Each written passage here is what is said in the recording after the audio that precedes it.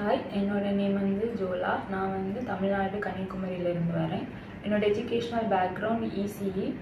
But எனக்கு ECE முடித்த time எனக்கு அவ்வளோவா இன்டர்வியூஸ் அட்டன் பண்ண முடியலை.